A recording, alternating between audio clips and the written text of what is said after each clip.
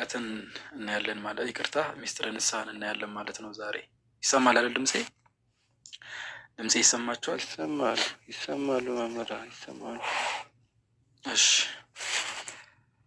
እንግዲህ ንስሐ ነው። ንስሐ አንዱ የእግዚአብሔር ስጦታ ነው። ሁላችሁም እንደምታውቁት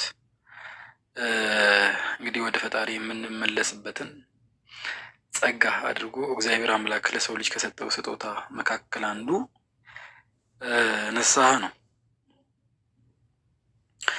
እንግዲህ ንስሐ የተሰጠበት ትልቁ ምክንያት ደግሞ ያው ኃጢአት ስላለ ነው።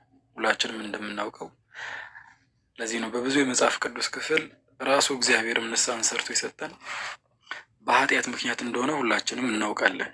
እንግዲህ ከዛ በፊት ግን ስለ ንስሐ ከማየታችን በፊት ኃጢአት ምንድን ነው የሚለውን ማየት ይቀርማል። እንግዲህ ኃጢአትን በብዙ አይነት መንገድ ይተረጉሙታል አባቶቻችን። ከዛ መካከል የመጀመሪያው ኃጢአት ማለት የህሊናና የመንፈስ ሞት ነው። ኃጢአት ማለት የመጀመሪያው ትርጉም ምንድን ነው ብያቸዋለሁ። የህሊናና የመንፈስ ሞት ኃጢአት ተብሎ ይተረጎማል። ሐዋርያው ቅዱስ ጳውሎስ በዕብራውያን መልእክቱ ምዕራፍ 9 ቁጥር 15 ላይ ሲናገር ኃጢአትም ስታድግ ሞትን ትወልዳለች ይላል። በሌላው ደግሞ በዚህ በሮሜ መልእክቱ ምዕራፍ 6 ቁጥር 23 ላይ የኃጢአት ደሞዟ ሞት ነው ይላል። ስለዚህ ቅድም እንደነገርኳችሁ የመጀመሪያው ኃጢአት ማለት የህሊናና የመንፈስ ሞት ነው። የመጀመሪያው ትርጉም ይሄ ነው። ሁለተኛው ኃጢአት ማለት ከእግዚአብሔር መለየት ነው።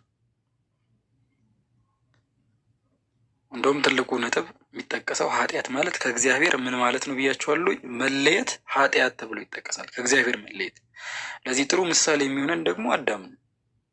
የመጀመሪያው ሰው አዳም እግዚአብሔርን ሲበድል ከእግዚአብሔር ነው የተለየው። ኦሪት ዘፍጥረት ምዕራፍ 3 ጀምራችሁ ማንበብ ትችላላችሁ። ሶስተኛው ትርጉም ደግሞ ኃጢአት ማለት በዓለም መታለል፣ በዓለም ምኞት መሸነፍ፣ ይሄ ኃጢአት ተብሎ ይተረጎማል። ለምሳሌ መጽሐፍ ቅዱስ በማርቆስ ወንጌል ምዕራፍ 8 ቁጥር 36 ላይ አንድ የምናገኘው ኃይለ ቃል አለ። ሰው ዓለምን ሁሉ ቢያተርፍ ነፍሱን ግን ቢያጎድል ምን ይጠቅመዋል ነው ያለው ጌታችን መድኃኒታችን ኢየሱስ ክርስቶስ። ቅዳሴ ስታስቀድሱ በቅዳሴ መሀል ዲያቆኑ አንድ የሚያውጀው አዋጅ አለ። ከሰማችሁ ምንድን ነው የሚለው? ወንድሞች ሆይ ዓለምን አትውደዱ። ዓለምን ብቻ አይደለም በዓለም ውስጥ ያለውንም ምን እንዳትሉ ነው የሚለው፣ አትውደዱ። ምክንያቱም ለምን? ኃጢአት ስለሆነ። ስለዚህ በዓለም መታለል፣ በዓለም መሸነፍ ኃጢአት ነው ማለት ነው። ለዚህ ጥሩ ምሳሌ የሚሆኑን ቅዱስ ጳውሎስና ዴማስ ነው። ቅዱስ ጳውሎስም እንግዲህ ደቀ መዝሙር ነው፣ የጌታ ደቀ መዝሙር ነው። ዴማስም የጌታ ደቀ መዝሙር ነው። ከሚገርማችሁ ሁለቱም ስለ ክርስቶስ እየሰበኩ መጥተው፣ በተለይ ቅዱስ ጳውሎስ ሲሰብክ መቼ ስለ ክርስቶስ ለእናንተ አልነግራችሁ፣ ልቡ ይቃጠልበት ነበር። በዚህ በአንደኛ ቆሮንቶስ ምዕራፍ 1 ጀምራችሁ በተለይ ከቁጥር 23 ላይ አይሁድ ምልክትን ይሻሉ፣ የግሪክ ሰዎች ደግሞ ጥበብን ይፈልጓታል እያለ ይናገርና እኛስ የተሰቀለውን ኢየሱስ ክርስቶስን ነው የምንሰብከው አለ። እንደ አይሁድ ምልክትን አንሻም፣ እንደ ግሪክ ሰዎች ደግሞ ስለ ፍልስፍና አናውራም። እኛ ወሬያችን ምልክታችን ማን ነው አለ? ክርስቶስ ነው። ስለዚህ የተሰቀለውን ክርስቶስ እንሰብካለን እያሉ ከዴማስ ጋር ሆኖ እንግዲህ በደንብ አስተውላችሁ ስሙ። ስለ ክርስቶስ እየሰበኩ መጡና ተሰሎንቄ የምትባል ከተማ ደረሱ ይላል። ሁለቱም ቅዱስ ጳውሎስም ዴማስም ማለት ነው። በጣም የሚያሳዝነው ነገር ግን ዴማስ የተሰሎንቄን ከተማን ውበቷን በልጭልጭቷን ሲያይ በከተማዋ ውበት ተማርኮ እንግዲህ አሁን ከተማውን ሲመለከት ማለት በውስጡ የሚሰራውን ኃጢአት ማለት ፈልጎ ነው። ዝሙት ይሰራ ነበር፣ ስርቆት፣ ግድያ ነበር። በቃ በተሰሎንቄ የሚደረገውን የከተማዋን ምኞት ሲያህት በኃጢአት የተደበላለቀች ከተማ ነበረች። ከዛ በኋላ ግን ቅዱስ ጳውሎስ ቢመክረው ቢገሰጸው፣ አያችሁ ከደቀ መዝሙርነት ወጣ፣ ኃጢአት አሸነፈው። ስለዚህ በዓለም ያለውን አትውደዱ ሲል መጽሐፍ ቅዱስ፣ ምክንያቱም ሰው ዓለሙን ሁሉ ቢገዛ የሚያተርፈው ነገር የለም። በነገራችን ላይ ሰው ከክርስቶስ ጋር ሲሆን ነው ልናተርፍ የምንችለው፣ ራሱ ከክርስቶስ ጋር ስንሆን ብቻ ነው። ስለዚህ ዓለምንና በዓለም ውስጥ ያለውን አትውደዱ ሲለን በኃጢአት እንዳንወደቅ ነው። ስለዚህ በዓለም ውስጥ ያለውን መውደድ፣ በዓለም ምኞት መሸነፍ ኃጢአት ነው። ስለዚህ ሶስተኛ ኃጢአት የሚለው በዛ ይተረጎማል። የመጨረሻው ኃጢአት ማለት ምን ማለት ነው ካልን ደግሞ ክብርን ማጣት። አያችሁ፣ የእግዚአብሔርን ክብር ማጣት፣ ውርደትን መከናነብ ኃጢአት ተብሎ ይተረጎማል። ቅዱስ ጳውሎስ በሮሜ መልእክቱ ምዕራፍ 3 ቁጥር 23 ላይ ሲናገር እንዲህ ይላል፣ ሁሉ ኃጢአትን ሰርቷል የእግዚአብሔርም ክብር ጎሏቸዋል ይላል። አያችሁ፣ የእግዚአብሔርም ክብር ምን ብሏቸዋል? ጎሏቸዋል ነው የሚለው መጽሐፍ ሲናገር። በዚህ በመጽሐፈ ሲራክ ምዕራፍ 21 ቁጥር 1 ጀምራችሁ ማንበብ ትችላላችሁ። እንዲህ ነው የሚለው፣ ልጄ የበደልከው በደል የሳትከው ነገር እንዳለ እወቅ። አስተውሉላችሁ፣ የሳትከው ነገር እንዳለ እወቅ። እሺ፣ ይሰማል? ይሰማችኋል አይደል? አዎ ይሰማል። አዎ። ስለዚህ መጽሐፈ ሲራክ ምዕራፍ 21 ቁጥር 1 ጀምራችሁ ስታነቡ ልጄ የበደልከው በደል የሳትከውም ነገር እንዳለ እወቅ፣ ከዚህ በኋላ ዳግመኛ አትበድል፣ ስለ ቀድሞውም ኃጢአት ንስሐ ግባ ነው የሚለው። አያችሁ፣ አንዱ እግዚአብሔር ንስሐ ለሰው ልጅ የሰጠበት ምክንያት ኃጢአት ስላለ ነው፣ ሌላ ነገር አይደለም። በቃ ምክንያቱም እርኩሰትና በደል በሞላበት ዓለም ውስጥ ነው የምንኖረው። በዚህ በአንደኛ ዮሐንስ መልእክት ምዕራፍ 2 ላይ ማንም ሰው ኃጢአት የለብኝም ቢል ራሱን ያታልላል ነው የሚለው መጽሐፍ ሲናገር። እንደውም ይሄ ሰው ገና አልዳንም በጨለማ ውስጥ ነው ያለው ነው የሚለው። የትኛውም ሰው ኃጢአተኛ ነው የምንለው በዚህ ምክንያት ነው በነገራችን ላይ። ስለዚህ መጽሐፉ እንደዛ ነው የሚለን። ንስሐም የተሰጠበት ምክንያት ለምንድን ነው ከተባለ በዚህ ምድር ላይ ኃጢአት ስላለ ነው፣ ሌላ ነገር አይደለም። ከዛ በኋላ እንዲህ ይላል ሲራክ ሲናገር፣ ሰው ከክፉ አውሬ እንደሚሸሽ እንዲሁም ደግሞ ከኃጢአት ሽሹ ነው የሚለው። ከኃጢአት ምን በሉ? ሽሹ። የኃጢአት ጥርሷ እንዳንበሳ ጥርስ ነው ይላል። ይገርማል እኮ መጽሐፍ ቅዱስን ስታነቡ የሚገርም ነገር ነው የምታገኙት። የኃጢአት ጥርሷ እንዳንበሳ ጥርስ ነው አለ። የሰውን ሰውነት ታጠፋለች።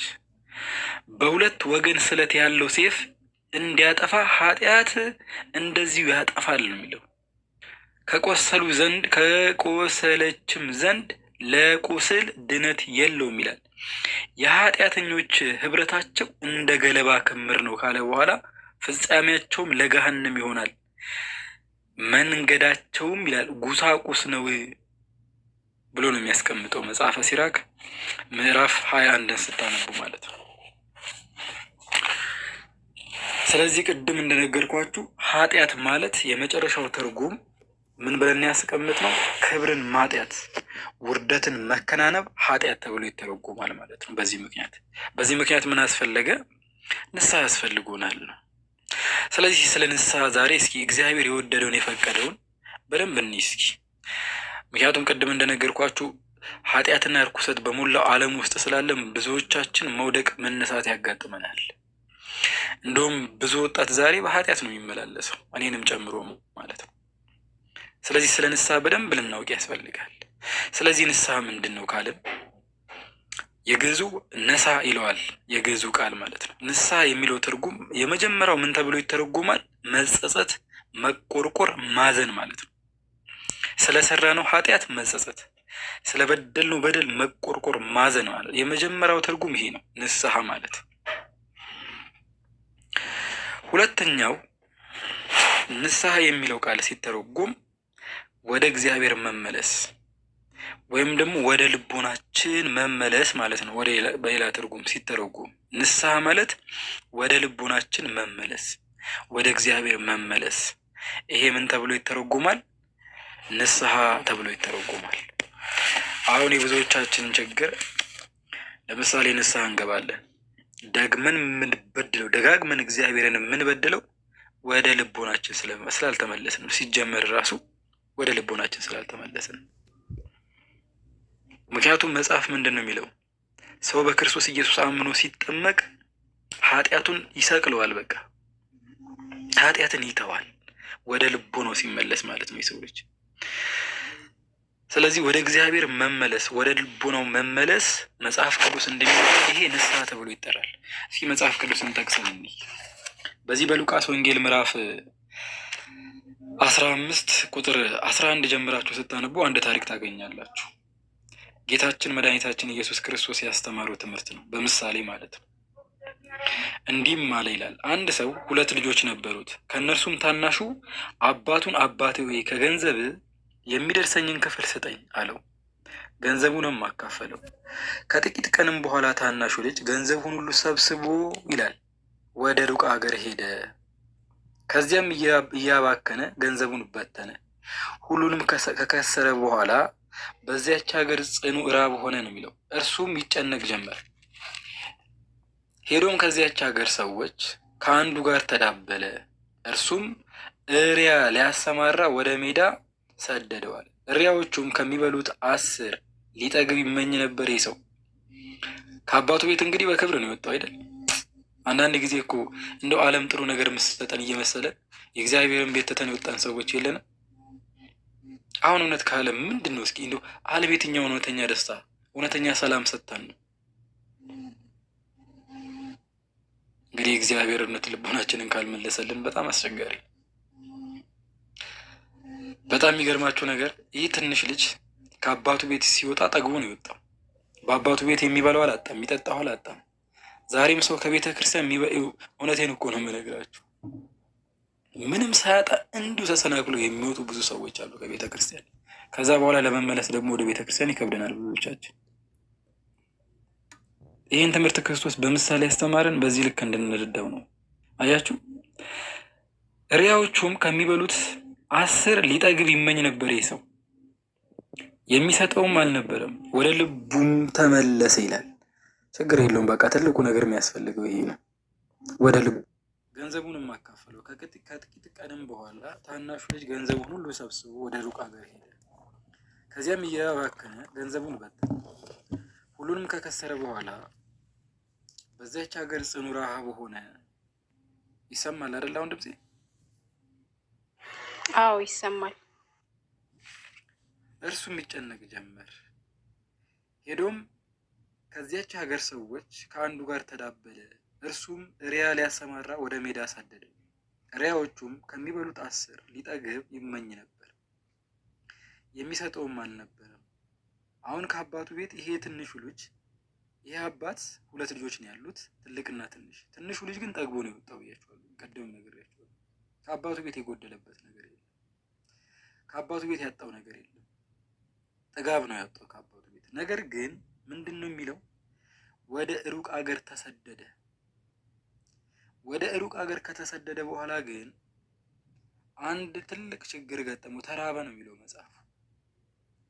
ከዛ በኋላ ግን መራቡን ሲያይ የአባቱን ቤት ምን አለ? አሰበ ይላል። ከዛ በኋላ ምን አለ? ወደ ልቦናውም ተመልሶ እንዲህ አለ። አያችሁ፣ ይሄ ነው ንስሐ ማለት፣ ወደ ልቡናችን መመለስ። ሰው ይበድላል፣ በድሎ ከእግዚአብሔር ቤት ይወጣል። ሰው አጥፍቶ ከእግዚአብሔር ቤት ሊርቅ ይችላል። አንዳንድ ጊዜ ኃጢአት ነው በተለይ ብዙ ወጣቶችን ከእግዚአብሔር ቤት ያራቀው። ብዙ ኃጢአት አለ። ከነዚህ መካከል አንዱ ዝሙት አይደል? ከእግዚአብሔር ቤት ብዙ ወጣትን ያራቀው። ትልቁ ነገር ግን ወደ ልቡናችን መመለስ፣ ወደ ልቡናችን መመለስ። ስለዚህ ይሄ አሁን ትንሽ ልጅ ምን አለ? ወደ ልቡም ተመልሶ እንዲህ አለ፣ እንጀራ የሚተርፋቸው የአባቴ ሙያተኞች ስንት ናቸው? እኔ ግን ከዚህ በራብ እጠፋለሁ አለ። ተነስቼም ወደ አባቴ ቤት ይሄድና አለ። አሁን ንስሐ በቃ ወደ ንስሐ ተመለሰ ማለት ነው። አያችሁ፣ ይሄ ልጅ ወደ ልቡ ከተመለሰ ንስሐ ገብቷል ማለት ነው። ምን እላለሁ አለ? በሰማይና በፊት በደልኩ፣ ወደፊትም ልጅ ልባል አይገባኝም። አንዳንድ ጊዜ በኃጢአት ከወደቅን በኋላ ንስሐ ስንገባ በእግዚአብሔር ፊት ወደ ቤተ መቅደሱ ስንቆም እንዲህ ነው ማለት የሚገባ። በቃ በሰማይና በፊት በድያለሁ አምላኬ ሆይ፣ ወደፊትም ልጅ ልባል አይገባኝም። ምክንያቱም ንስሐ ትሕትናን ትፈልጋለች። ክርስቶስ ይህን ሊያስተምረን ነው። ንስሐ ውስጥ ትሕትና ካለ እግዚአብሔር በእውነት ይቅር ይለናል፣ አትጠራጠሩ። በእኛ በንስሐ ህይወት ውስጥ ምን ካለ አልኳችሁ? ትሕትና ካለች። ምክንያቱም መጽሐፍ እንዲህ ነው የሚለን፣ አንደኛ ጴጥሮስ ምዕራፍ 5 ቁጥር 5 ላይ እንዲሁም ጎበዞች ሆይ ለሽማግሌዎች ተገዙ፣ ሁላችሁም እርስ በእርሳችሁ እየተዋረዳችሁ ትህትናን እንደ ልብስ ታጠቋት። አንድ ሰው ለምሳሌ እርቃኑን በእናንተ ፊት ቢቆም ለሰው ልጅ ክብሩ ልብሱ ነው አይደል? ለክርስቲያን ደግሞ ክብሩ ትህትናው ነው። ያለ ትህትና በእግዚአብሔር ፊት መቆም ማለት እርቃናችንን እንደቆም ነው የሚቆጠር። አያችሁ? ስለዚህ ምንድነው የሚለን መጽሐፍ? ትህትናን እንደ ልብስ ታጠቋት። እግዚአብሔር ትዕቢተኞችን ይቃወማልና ለትሑታን ግን ጸጋን ይሰጣል። እንግዲህ በጊዜው ከፍ እንዲያደርጋችሁ ከኃይለኛው ከእግዚአብሔር በታች ራሳችሁን አዋርዱ ነው የሚለን። ምክንያቱም ብዙ የመጽሐፍ ቅዱስ ክፍል ስናነብ በትዕቢት ምክንያት እግዚአብሔር ያጠፋቸው የናቃቸው ብዙ ሰዎች አሉ። ጎልያድን ማንሳት እንችላለን። ናቡከደነፆርን ማንሳት 7 ዓመት እንደ እንስሳ ሳር አስግጦታል። ትዕቢተኛ ስለነበር ማለት ነው። ትዕቢት የትም አይደርሰንም ነው ባጭሩ። ስለዚህ በንስሐ ህይወታችን ውስጥ ትህትና ወሳኝ ነገር ነው። አደራችሁ። ትህትና የሌለው ንስሐ ዋጋ የለው። ስለዚህ ቅድም እንደነገርኳችሁ ንስሐ ማለት ወደ እግዚአብሔር መመለስ፣ ወደ ልቡናችን መመለስ ነው። እንግዲህ ጌታችን መድኃኒታችን ኢየሱስ ክርስቶስ የትህትና ባለቤት ነው። ለትህትናችን ጥሩ ምሳሌ የሚሆነው ክርስቶስ ነው። ቅዱስ ጳውሎስ ስለ ክርስቶስ ትህትና ሲናገር በዚህ በፊልጵስዩስ መልእክቱ ምዕራፍ 2 ላይ እርሱ በእግዚአብሔር መልክ ሲኖር ሳለ ከእግዚአብሔር ጋር መተካከልን መቀማት እንደሚገባ ነገር አልቆጠረውም ነው ያለው። ነገር ግን የባሪያን መልክ ይዞ በሰው ምሳሌ ሆኖ ራሱን ባዶ አደረገ። 3 ነገር ታያላችሁ በዚህ አሁን የመጽሐፍ ቅዱስ ክፍል ውስጥ። የመጀመሪያው የባሪያን መልክ ያዘ ክርስቶስ። አምላክ ነው አይደል? ጌታ ነው። ግን ሰው ሆኖ ሲመጣ የእኛን ሰውነት አልናቀውም። የባሪያን መልክ ይዞ መጣ የሚለው ቅዱስ ጳውሎስ ይህ ትህትና ነው የሚያሳይ። ባለፈውም የነገርኳችሁ ነገር ስለሆነ ነው። አንድ ንጉሥ ባሪያ ልሁን ባሪያ ሆናለሁ የሚል የለም። ያችሁ ግን ክርስቶስ ንጉሥ ሲሆን ባሪያ የባሪያን መልክ ሰውነትን ይዞ መጣ ማለት ነው። ሰው ሆነ። ሁለተኛ ደግሞ በሰው ምሳሌ ሆኖ ራሱን ባዶ አደረገ። ይደንቃል። ሁሉ እያለው ለምሳሌ ክርስቶስ የተወለደው በከብቶች በረት እኮ ነው። በቤተ መንግስት መወለድ አይችልም? ይችላል። እመቤታችንን ደግሞ እንያት ምን አይነት ትህትና እንዳላት የሉቃስ ወንጌል ምዕራፍ 2 ቁጥር 11 ላይ አንብቡ። ትወልጃለሽ የተባለችው የነገስታትን ንጉስ የጌቶችን ጌታ ክርስቶስን ነው። ግን ምን እንዳለች ራሷን ምን ብላ እንደጠራች ተመልከቱ። እነሆ የጌታ ባሪያ እንደ ቃል ይሆንልኝ አለች እመቤታችን። በረከቷ አይደርብን። እውነት አያችሁ ራሷን ምን ብላ ጠራች? አሁን እኛ እንደው ጠቅላይ ሚኒስትር ትወልዳለች ብንባል እንደው ምን እንደምንል በጣም ሁላችንም እናውቃለን። ትዕቢታችንም አይቻልም።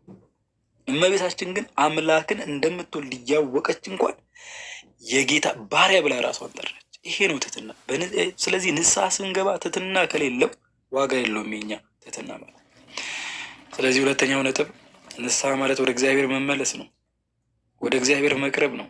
ወደ ልቡናችን መመለስ ነው። ይሄ ነው ትህትና። ሶስተኛው ደግሞ ትህትና የምንለው ፍጹም የሆነ የህይወት ለውጥ ነው። በስሜት ተነስተን ለጊዜያዊ የምናሳየው ሀዘንና ጸጸት አይደለም። ንስሐ የብዙዎቻችን ችግር አይደለም። በቃ የሆነ ሰዓት ሲከፋን እናለቅሳለን፣ ስናገኝ ደግሞ እንደኛ ጠጋበኛ የለም። አንቻልም፣ ስንጠግብ አንቻልም። ስለዚህ ንስሐ ማለት ፍጹም የሆነ የህይወት ለውጥ ነው የሚያስፈልገው። በስሜት እየተነዳን፣ በስሜት እየተመራን፣ በስሜት ተነስተን ለጊዜያዊ ብቻ የምናሳየው ሀዘንና ጸጸት ይሄ ንስሐ አይደለም። ምክንያቱም መጽሐፍ ቅዱስ ጳውሎስ ሮሜ 12:2 ላይ እንዲህ ነው የሚለን፣ በልባችሁ መታደስ ተለወጡ እንጂ ይህንን ዓለም አትምሰሉት። ፍጹም የሆነ ለውጥ ያስፈልጋል ንስሐ ውስጥ። እውነት ነው። ዛሬ ለምሳሌ ንስሐ ገብቼ ነገ ልበደል እችላለሁ፣ ነገ ላጠፋ እችላለሁ፣ እግዚአብሔርን ላስቀይሞ እችላለሁ። አንበድልም እያልኩ አይደለም፣ ግን ፍጹም የሆነ ለውጥ ከኛ ደግሞ ያስፈልጋል። ኤፌሶን 5:14 ላይ ስታነቡ አንተ የምትተኛ ንቃ ነው የሚለው። ከሙታን ደግሞ ተነሳ፣ ክርስቶስ ያበራል። ዳግመኛ ወደ ኃጢአት እንዳትመለስ ካለህበት ስትነሳ ካለህበት ስትነቃ እሱ ክርስቶስ ደግሞ ያበራልሃል ነው የሚለው መጽሐፍ።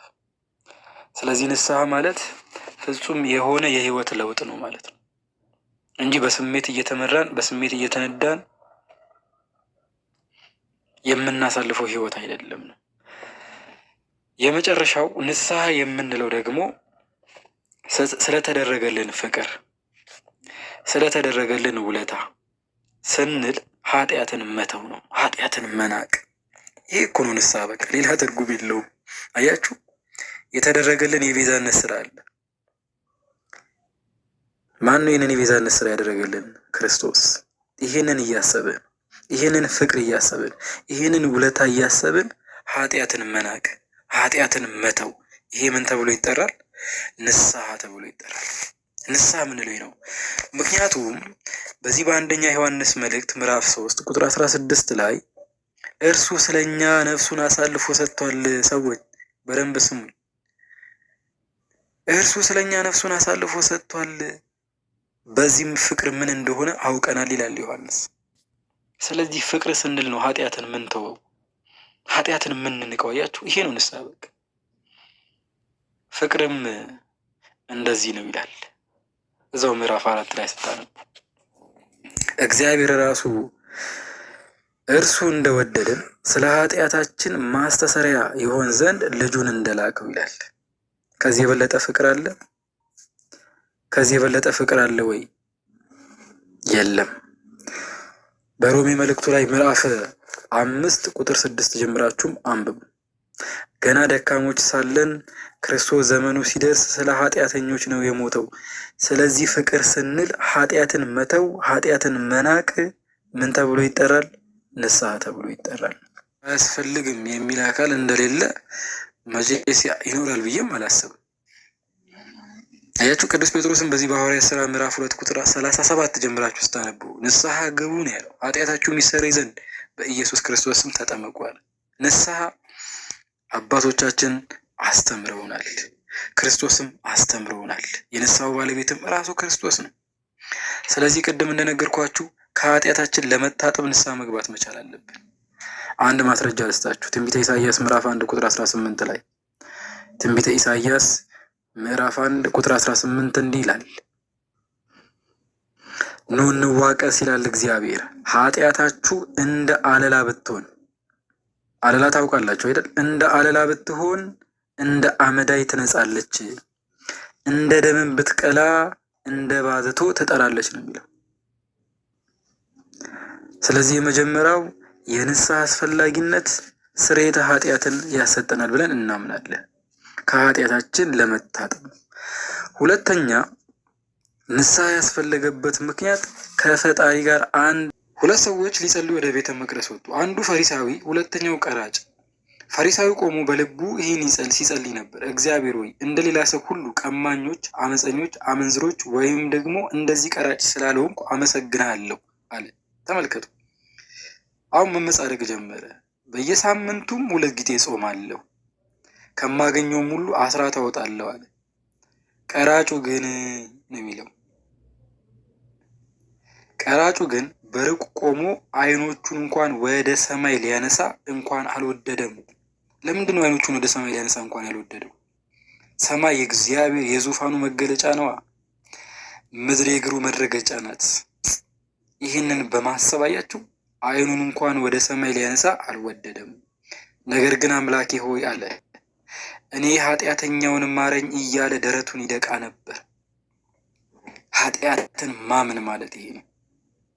እኔ ኃጢአተኛውን ማረኝ እያለ ደረቱን ይደቃ ነበር። ጌታችንም እንዲህ አላቸው፣ እላችኋለሁ ከዚህ ይልቅ ይህ ጻድቅ ሆኖ ወደ ቤቱ ተመለሰ። ራሱን ከፍ ከፍ የሚያደርግ ሁሉ ይዋረዳል፣ ራሱን ግን የሚያዋርድ ሰው ቢኖር ምን ይላል አለ? ከፍ ይላል ብሎ ጌታችን በምሳሌ ያስተማረው ትምህርት ነው። ስለዚህ አንድ ኃጢአተኛ ሰው ንስሐ ሲገባ መጀመሪያ ኃጢአቱን ማመን መቻል አለበት። በደለኛ እንደሆነ፣ ኃጢአተኛ እንደሆነ፣ እግዚአብሔርን እንደበደል ነው፣ እግዚአብሔርን እንዳስቀየም ነው ልናምን ያስፈልጋል። ይሄ የመጀመሪያው የንስሐ መንገድ ይሄ ነው። ሰው ኃጢአቱን ሳያምን ምን ያደርጋል? ንስሐ ቢገባ 1000 ጊዜ ኃጢአታችን በደለኞችን እንደሆነ በዚህ በትንቢተ ኢሳይያስ ምዕራፍ 38 ቁጥር 1 ጀምራችሁ አንብቡ። አንድ ደስ የሚል ታሪክ አለ። ትንቢተ ኢሳይያስ ምዕራፍ 38 ቁጥር 1 ጀምራችሁ በዚያን ዘመን ሕዝቅያስ ለሞት እስኪደርስ ድረስ ታመመ ይላል። ሕዝቅያስ በዘመኑ የነበረ የእስራኤል ንጉሥ ነው። አሁን ታመመ ይላል፣ ለሞት እስኪደርስ ድረስ። እግዚአብሔር ነቢዩ ኢሳይያስን ወደ እርሱ ላከው ነው የሚለው። ወደ ማን? ወደ ሕዝቅያስ። ወደ እርሱ መጥቶም እግዚአብሔር እንዲህ ይላል አለው ኢሳይያስ፣ ትሞታለህ እንጂ በሕይወት አትኖርምና ቤትህን አስተካክል። ምንድን ነው ቤትህን አስተካክል ማለት? ልብህን አስተካክል አለው። ለምን? እግዚአብሔር ያደረገለትን ውለታ ረሳ ሕዝቅያስ። አሁን የብዙዎቻችን ችግር ይሄ አይደለም? በሕይወታችን ውስጥ እግዚአብሔር ያደረገልንን ነገር እንደው እናስባለን? አንድ ቀን እንኳን ስናጣ እግዚአብሔር ትዝ ይለናል፣ ስናገኝ ተውት እስኪ። የኛ ሕይወት አንዳንድ ጊዜ ስናስበው በጣም ይከብዳል። አሁን ሕዝቅያስ እግዚአብሔር ያደረገለትን ውለታ ረሳ። እግዚአብሔር ምን አድርጎለት ነበር መሰላችሁ? ሰናክሬም የተባለ ጠላቱ መጥቶ ሲያስጨንቀው 185,000 የሰናክሬምን ወታደር እግዚአብሔር ገደለለት ይላል፣ በአንድ መልአክ አማካኝነት። ጠላቱን ድል አደረገለት እግዚአብሔር። ከጊዜ በኋላ ግን ሕዝቅያስ እግዚአብሔር ያደረገለትን ውለታ ረሳ። ይሄ ትልቅ ኃጢአት ነው። እግዚአብሔር የሰራልንን ስራ ውለታ መርሳት ኃጢአት ነው።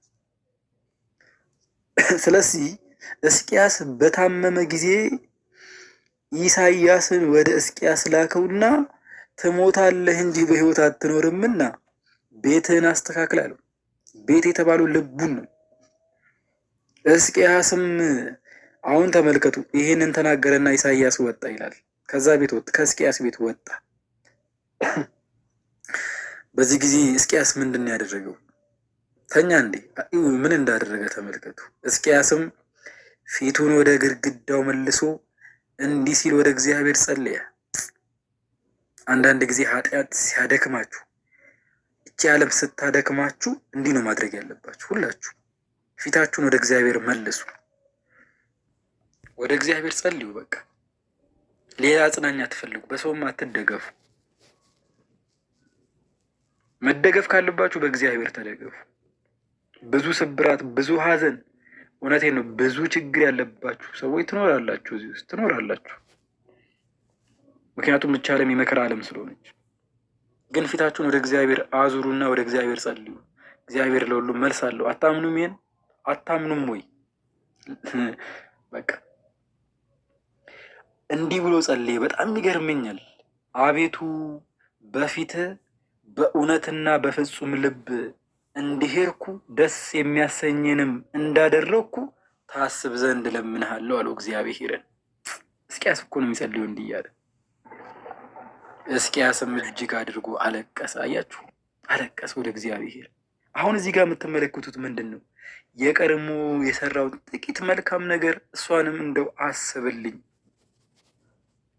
በቃ አሁን የበደልኩህን በደል አይደለም፣ ጥሩ ሁኔታ ላይ በነበርኩ ሰዓት፣ አንተን ባሰብኩ ሰዓት ጥቂት መልካም ነገር ነበረኝ ድሮ። ስለዚህ ያችን ነገር አስበህ ማረኝ ብሎ አለቀሰ። እግዚአብሔር በነገራችን ላይ ብዙ ከሰራነው ኃጢአት ይልቅ ጥቂት የሰራነዋን መልካም ስራ እግዚአብሔር እሱን ነው ይበልጥ የሚያስበው። እግዚአብሔር ከኛ የሚፈልገው ጥቂት ነገር ነው። ያችሁ ኃጢአት አድክሞ ሊሆን ይችላል። እግዚአብሔርም ጸሎቱን ሰምቶ ምን እንዳለው ታውቃላችሁ? ድጋሚ የእግዚአብሔር ቃል ወደ ኢሳይያስ እንዲህ ሲል መጣ ነው የሚለው። የሚገርማችሁ ነገር ኢሳይያስ ከሕዝቅያስ ቤት ወጥቶ የእስራኤል ሴንተሩ ከተማ ሳይደርስ የእግዚአብሔር ቃል ድጋሚ ወደ እንትና እንዲህ ሲል መጣ ወደ ኢሳይያስ። ሂድ ኢሳይያስ አለው፣ ወደ ሕዝቅያስ ላከው። ሕዝቅያስን እንዲህ በለው፣ የአባቴ የዳዊት አምላክ እንዲህ ይላል፣ ጸሎትህን ሰምቻለሁ፣ እንባህንም ደግሞ አይቻለሁ። ተደብቃችሁ ያለቀሳችሁትን እንባ እግዚአብሔር አይቷል። አይዟችሁ፣ የምሬን ነው የምነግራችሁ። ከሰው ተደብቃችሁ ያነባችሁትን እንባ እግዚአብሔር አይቷል። ቢዘገይም እግዚአብሔር የሚቀድመው አምላክ ማንም የለም። ሊዘገይ ይችላል። የልባችሁን ግን እግዚአብሔር ያውቃል። አይዟችሁ፣ ተጽናኑ፣ በእግዚአብሔር ተጽናኑ፣ ደስ ይበላችሁ። ደግሜ እላለሁ ደስ ይበላችሁ ነው የሚለው መጽሐፍ። የእምነታችሁ መፈተን ደግሞ ትዕግስትን እንዲያደርግላችሁ ነው። ትዕግስት ነው ሊያደርግላችሁ የሚያስፈልገው። ልዩ ልዩ መከራ ሲደርስባችሁ ደስ ይበላችሁ። በቃ ክርስቲያን ደስ ነው የሚያስፈልገው። ያለቀሳችሁትንም በእግዚአብሔር አይቷል። አይዟችሁ፣ ልትጽናኑ ያስፈልጋል። እነሆ በእድሜ ላይ ትሞታለህ የተባለ ሰው 15 ዓመት ተጨመረለት። አይገርምም? 15 ዓመት ኃጢአትን ማመን ባለን እድሜ ላይ ሌላ እድሜ ያስጨምራል። በቃ ሰው ስለዚህ ንስሐ ከመግባታችሁ በፊት መጀመሪያ ማድረግ ያለባችሁ ነገር ምንድን ነው ካላችሁኝ፣ ኃጢአትን ማመን። ሁለተኛ ደግሞ ኃጢአትን ማመን እንዳትረሱ። ሁለተኛው ማዘን ነው፣ ማልቀስ ነው። ማልቀስ፣ ማዘን ከልጅነታችን አሁን እስካለንበት እድሜ የሰራነውን ኃጢአት እያሰብን ማልቀስ ነው። ማቴዎስ 5:4 ላይ የሚያዝኑ ብፁዓን ናቸው፣ አያችሁ፣ መጽናናትን ያገኛሉ። መቼ? ክርስቶስ ሲሆን። ዛሬ የሚስቁማ ነገ ያለቅሳሉ። ዛሬ የሚያለቅሱ ግን የሚያዝኑ ግን ነገ ላይ መጽናናትን ያገኛሉ ነው የሚለው መጽሐፍ። ስለዚህ እዚህ ጋር በጣም ማስተዋል ያለባችሁ ነገር አለ። ማዘንን በሁለት ከፈሉት። ለትንሹም ለትልቁም ማዘን አይደለም። ምክንያቱም እንደ እግዚአብሔር ፍቃድ የሆነ ሀዘን የተፈቀደልን። ሁለተኛ ቆሮንቶስ ምዕራፍ 7 ቁጥር 10 ላይ ቅዱስ ጳውሎስ እንደ እግዚአብሔር ፍቃድ የሆነ ሀዘን ጸጸት የሌለበትን ወደ መዳን የሚያደርሰውን ንስሐ ያደርጋል ነው የሚለው። ሁሉም ሀዘን ትክክል ነው ማለት አይደለም። እንደ እግዚአብሔር ፍቃድ የሆነ ሀዘን አለ። እንደ አምላካችን የሆነ ሀዘን አለ ማለት ነው። እንደዚህ አይነት ሀዘን ወዴት ያደርሰናል? ወደ መዳን ነው የሚያደርሰን፣ ወደ እግዚአብሔር ነው የሚያደርሰን። የዓለም ሀዘን ግን ሞትን ያመጣል ነው የሚለው። የዓለም ሀዘን ምንድን ነው የሚያመጣው? ሞትን ያመጣል። አያችሁ፣ ሁለት አይነት ሀዘን ነው ያለው። ስለ ምድራዊ ነገር ዝም ብለን የምናለቅሰው ከሆነ እሱ ዋጋ የለውም። ስለ ሰማያዊ ዋጋ እያሰብን የምናለቅስ ከሆነ አንዱ ስለ ኃጢአታችን ማልቀስ፣ ስለ ሰማያዊ ዋጋ እያሰብን ማልቀስ ነው። ስለዚህ እንደ እግዚአብሔር ፍቃድ የሆነ ሀዘን ያስፈልጋል ነው። ነቢየ እግዚአብሔር ቅዱስ ዳዊትም ሲናገር መዝሙር 32 ቁጥር 5 ላይ ኃጢአቴን ለአንተ አስታወቅኩኝ አለ። ለአንተ ነገርኩኝ፣ በደሌንም አልሸፈንኩም አለ። ለእግዚአብሔር መተላለፌን እናገራለሁ ይላል ዳዊት። አንተ ደግሞ ብሎ ነው የሚናገረው፣ የኃጢአቴን በደል ይቅር አልከኝ። አያችሁ፣ የኃጢአቴን በደል ምን አልከኝ? ይቅር አልከኝ። ስታዝኑ ስለ ኃጢአታችሁ እግዚአብሔር ይቅር ይላችሁ። ስለ ኃጢአታችሁ ስታለቅሱ እግዚአብሔር ይቅር ይላችሁ። ስለዚህ ሁለተኛው የንስሐ መንገድ ምንድን ነው ካላችሁን፣ ስለ ኃጢአታችሁ ማልቀስ፣ ማዘን። ሶስተኛው ኑዛዜ ነው፣ መናዘዝ። ሶስተኛው የንስሐ መንገድ ኃጢአትን ለካህን መናዘዝ ነው። ኃጢአትን ስለ መናዘዝ መጽሐፍ ቅዱስ ሲናገር እንዲህ ይላል ማቴዎስ 3 ላይ ኃጢአታቸውንም እየተናዘዙ የንስሐን ጥምቀት ይጠመቁ ነበር ነው የሚለው። አያችሁ፣ ስለዚህ በንስሐ ውስጥ ኃጢአትን መናዘዝ ያስፈልጋል። ምክንያቱም ኃጢአቱን የሚደብቅ ሰው ኃጢአቱ ይቅር አይባልለትም ነው የሚለው መጽሐፈ ምሳሌ ምዕራፍ 28 ቁጥር 13 ላይ አንብቡ። ኃጢአቱን የሚሰውር አይለማም፣ የሚናዘዛትና የሚተዋት ግን ምሕረትን ያገኛል ነው የሚለው። አያችሁ፣ ኃጢአቱን የሚሰውር ሰው፣ የሚደብቀ ሰው እንዴት ከእግዚአብሔር ምሕረትን ያገኛል? ስለዚህ ኃጢአቱን መሰወር ማለት እግዚአብሔር ኃጢአቴን ይቅር አይበልልኝ ማለት ነው። ለዚህ ጥሩ ምሳሌያችን በነገራችን ላይ ነቢየ እግዚአብሔር ቅዱስ ዳዊት ነው። በሆነ ወቅት ላይ ቅዱስ ዳዊት በቤተ መንግስት ሳለ ይላል፣ መጽሐፉን አንብቡና በሰገነት ላይ ሲመላለስ አንዲት ሴት ቤርሳቤ የተባለች ሴት ሻወር ስትወስድ ያያታል፣ በዘመናችን ቋንቋ ማለት ነው። በጣም የሚገርማችሁ ነገር ከዛ በኋላ እቺን ሴት አስመጡልኝ አለ። ግን ባል ነበራት። ባሏ ደግሞ በጦር ሜዳ ነበር፣ ኦሪዮን ይባላል። በዛን ጊዜ ፍልስጤማውያን እስራኤላውያን እያስጨነቋቸው ውጊያ ላይ ነበሩ። የሚገርማችሁ ግን ዳዊት ከዚህ ሴት ጋር ተኛ ይላል። ከዛ በኋላ ግን እንዳይታወቅበት ከዳዊት ከኔ ጸነሰች ተብሎ እንዳይታወቅ ባሏን ከጦር ሜዳ አስጠራና ከዚህ ሴት ጋር እንዲተኛ አስገደደው። እሱ ግን እምቢ አለ። ኦሪዮን ለምንድን ነው እምቢ አለው? ሀገሬ በጠላት ተከባ፣ ፍልስጤማውያን ሀገሬን እያስጨነቁ እኔ ደግሞ እንዴት በአማረ ቤት እተኛለሁ አለና ዳዊት፣ ይቅርታ ኦሪዮን ውጭ ያደረ ነው የሚለው መጽሐፍ ውስጥ አነቡ። ከዛ በኋላ ግን የሚገርማችሁ ነገር ኦሪዮን እምቢ ማለቱን አይቶ ዳዊት አስገደለው። ባጭሩ ታሪኩን ስለምታውቁ ነው፣ አስገደለው። ይህ ሁሉ ነገር ሲሆን ግን እግዚአብሔር ያይ ነበር። አሁን ዳዊት ኃጢአቱን ሊሸሽግ ፈለገ፣ ኃጢአቱን ሊሰውር ፈለገ። ኃጢአትን ከሰው መሰወር ይችላል እኮ ችግር የለውም። ከሰው መሸሸግ ይቻላል፣ ከእግዚአብሔር ግን መሸሸግ ይቻላል? አይቻልም እኮ። ከዛ በኋላ የሚገርማችሁ ነገር እግዚአብሔር ነቢዩ ናታንን ላከው ወደ ዳዊት።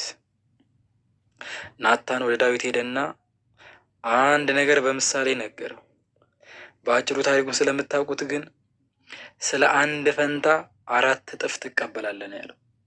አንድ በደል ነው የበደለው አይደል ዳዊት፣ እሱም ዝሙት ነው። ሚስቱ ካልሆነች ሴት ጋር ተኝቷል ዳዊት።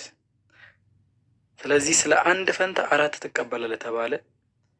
4 ተደራራቢ ችግሮች በዳዊት ላይ ደረሱበት ነው የሚለው መጽሐፍ ውስጥ ነው። 4 ኃጢአትን መሰወር ሌላ በችግር ላይ ችግር ነው በህይወታችን ውስጥ የምናስከስተው ማለት ነው። ምክንያቱም መጽሐፉ የሚነግረን ኃጢአቱን የሚሰውር አይለማም፣ ኃጢአቱን የሚናዘዛት የሚተዋት ግን ከእግዚአብሔር ምሕረትን ያገኛል ነው የሚለው። በዚህ በአንደኛው ዮሐንስ መልእክት ምዕራፍ 1 ቁጥር 8 ላይ ኃጢአት የለብንም ብንል ራሳችንን እናታልላለን፣ እውነትም በእኛ ውስጥ የለም። በኃጢአታችን ብንናዘዝ ነው የሚለው። ኃጢአታችንን ግን ይቅር ሊለን ከአመፃም ሙሉ ሊያርቀን የታመነና ጻድቅ ነው እግዚአብሔር። አያችሁ፣ ኃጢአቱን የሚናዘዝ ሰው ከእግዚአብሔር ምሕረትን ያገኛል ነው። በዚህ በዘሌዋውያን ምዕራፍ 5 ቁጥር 5 ላይ ማንበቡ ከእነዚህ ነገሮች በአንዲቱ በደለኛ ሲሆን የሰወረውን ኃጢአት ይናዘዛል ነው የሚለው። የሰወረውን ኃጢአት። ስለዚህ ኃጢአታችንን መናዘዝ ያለብን። ለዛ ነው ለካህናት የምንናዘዘው ኃጢአታችንን ተናዘዙ ስለሚለን ማለት ነው መጽሐፍ። ስለዚህ ከንስሐ መንገዶች 3ኛው ምንድነው ብያቸዋል? ኑዛዜ ነው፣ ኃጢአትን መናዘዝ። የመጨረሻው ቀኖናና ፍትሐት ነው። እንግዲህ ቀኖና የምንለው ስለሰራ ነው ኃጢአት ቅጣት ነው። ምን አይነት ቅጣት ነው ካለን ደግሞ ከእግዚአብሔርን ከአምላካችን ምሕረትን የሚያስገኝ ምን ቅጣት ነው? ጾም ሊሆን ይችላል፣ ስግደት ሊሆን ይችላል፣ ምጽዋት ሊሆን ይችላል፣ ብዙ ነገር ሊሆን ይችላል። እሱ ካህናት ነው የሚሰጡ። ይሄ ቀኖና ይባላል። ቅጣት ማለት ነው ብያቸዋለሁ። ምን አይነት ቅጣት ነው ግን? ከእግዚአብሔር ምሕረትን የምናገኝበት ቅጣት። ለዚህ ነው ማቴዎስ ወንጌል ምዕራፍ 8 ላይ ስታነቡ ሂድና ራስህን ለካህን አሳይ ነው ያለው ራሱ ክርስቶስ። ሂድና ራስን ለማን አሳይ? ለካህን አሳይ። ሌላው ደግሞ ፍትሐት ነው። መጨረሻ ላይ ደግሞ አባቶቻችን ምን ያደርጉልናል? ከቀኖና በኋላ ፍትሐት ያደርጉልናል። ፍትሐት ማለት መፈታት ማለት ነው። ከኃጢአት ነው የምንፈታው። ምክንያቱም ማቴዎስ 18:18 ላይ ለካህናት የተሰጠ አንድ ስልጣን አለ። በምድር የምታስሩ ሁሉ በሰማይ የታሰረ ይሆናል፣ በምድር የምትፈቱት ሁሉ በሰማይ የተፈታ ይሆናል እያለ መጽሐፉ አይ ፍትሐት አያስፈልግም የሚሉ አካላት ስላሉ እንግዲህ እንደዚህ አይነት ሰዎች የክርስቶስ ተቃዋሚዎች ናቸው። ራሱ ክርስቶስ ነው ያለው። በቃ ሐዋርያትን ክርስቶስ ምን አላቸው? በምድር የምታስሩት ሁሉ በሰማይ የታሰረ ይሆናል፣ በምድር የምትፈቱት ደግሞ በሰማይ የተፈታ